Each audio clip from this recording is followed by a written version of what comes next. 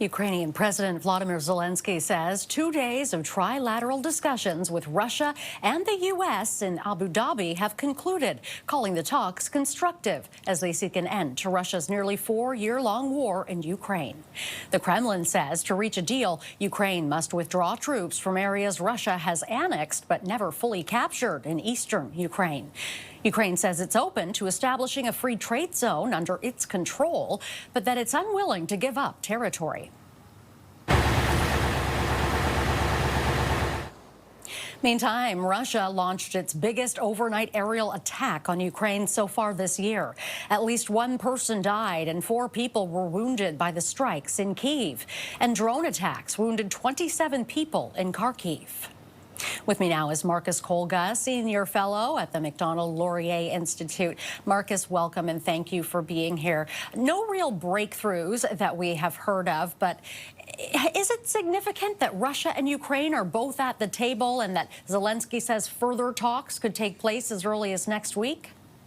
Well, look, I suppose that's it's progress. The Ukrainian and Russian sides have not sat together around a table since the start of this war in early 2022. But in terms of real progress in these negotiations, I'm not sure that any was really made. I mean, Vladimir Putin signaled what his views are on all of this by bombing Ukraine, by targeting critical infrastructure, energy infrastructure, civilian infrastructure, including apartments and homes and such.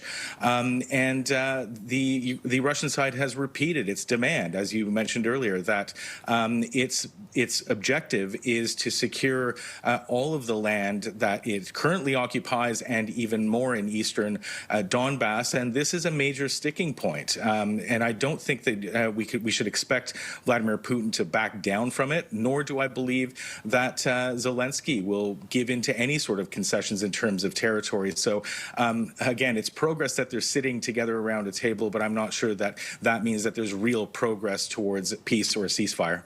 If neither side is willing to compromise, where do things go from here? Well, look, Vladimir Putin is more than interested to keep this conflict going. He is bombing Ukrainian sites, energy infrastructure on a nightly basis. I just spoke to a journalist friend last night who was in Kiev during that raid that happened. He was without electricity, without heat, without running water. He's not the only one. A significant part of the city of Kiev, other cities in Ukraine are in the same situation. It is -12 in Kiev right now. So Canadians have to imagine what it's like living in those sorts of conditions, especially if you have a family without electricity, heat, or water.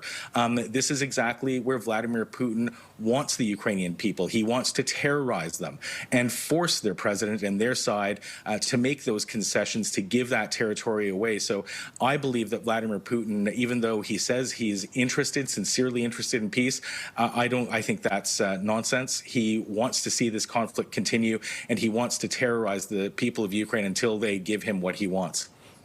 All right, on that note, we will have to end it there. Thank you very much, sir, for your time. Thanks for having me on. That is Marcus Kolga, Senior Fellow at the Macdonald-Laurier Institute.